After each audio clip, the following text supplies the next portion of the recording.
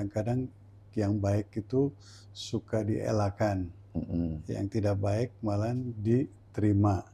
Nah, sebetulnya ya tiap manusia itu kan punya nurani, punya budi pekerti. Kenapa enggak sih jalan ke jalan yang lurus?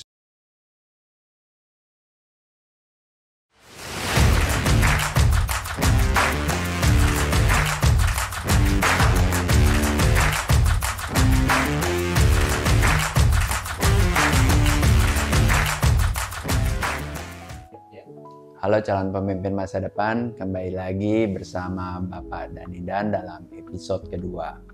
Tentu masih ingat kan episode pertama mengenai menjadi manusia.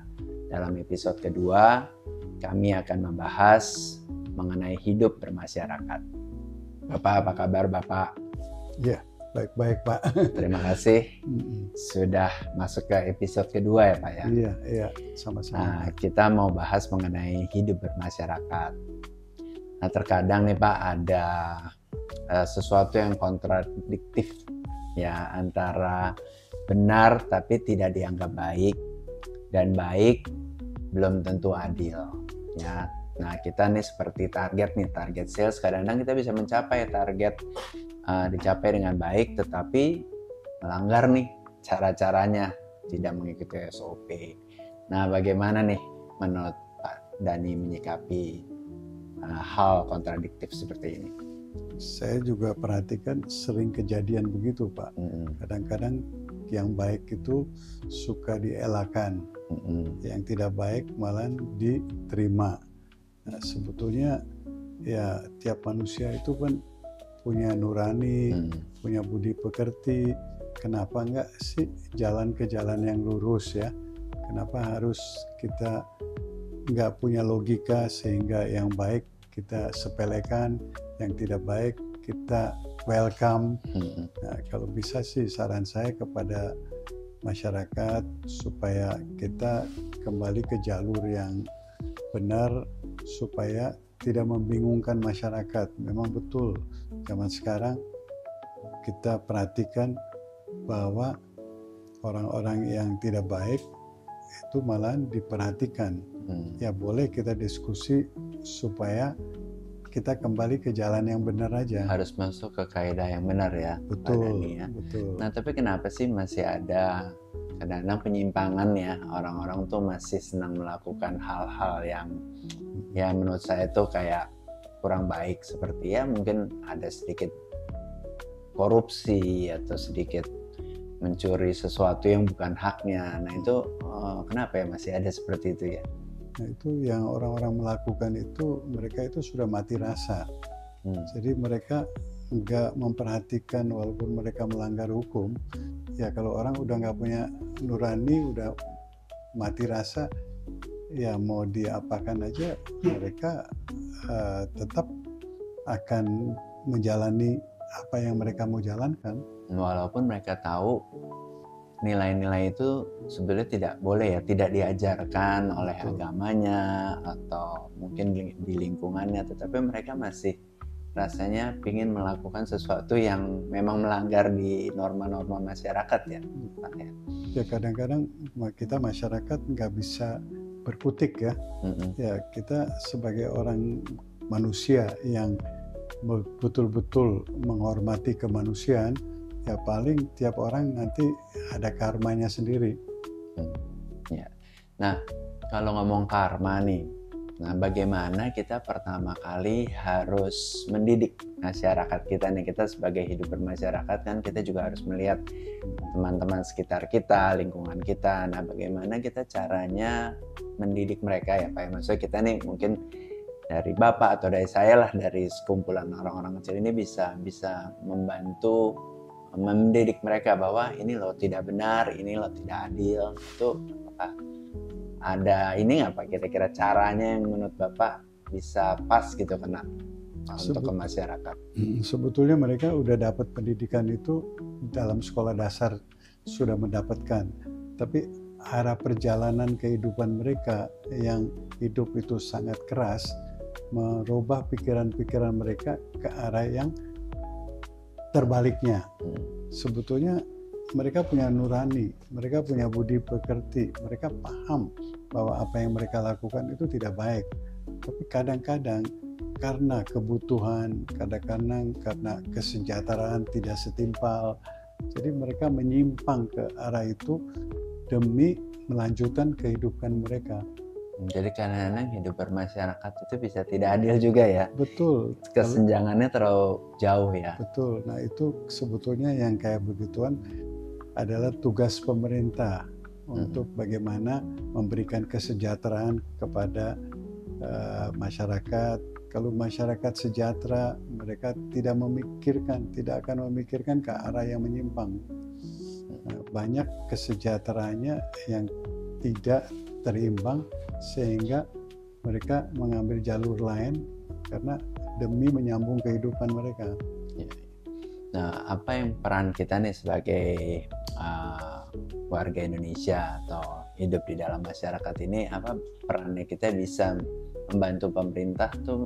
Apakah ada yang Bapak pikirkan, Pak? Kira-kira gimana ya pemerintah bisa mulai bisa mungkin memberikan pelajaran atau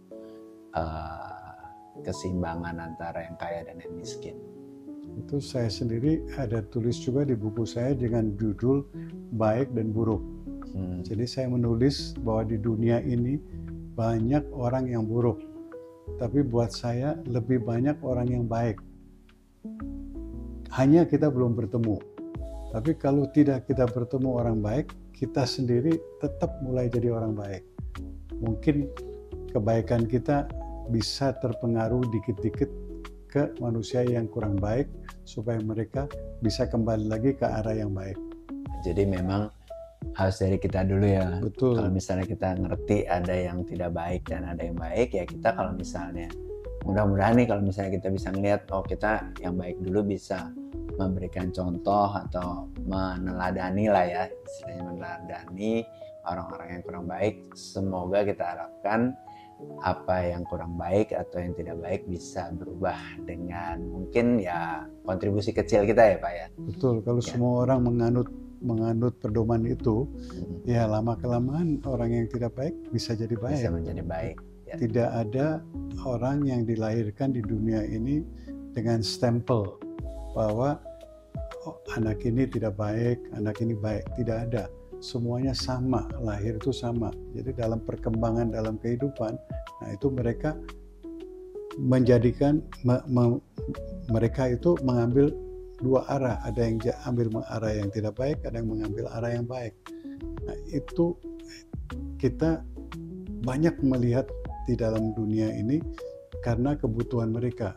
Tapi kita jangan kecemplung, tetap kita menjadi orang baik.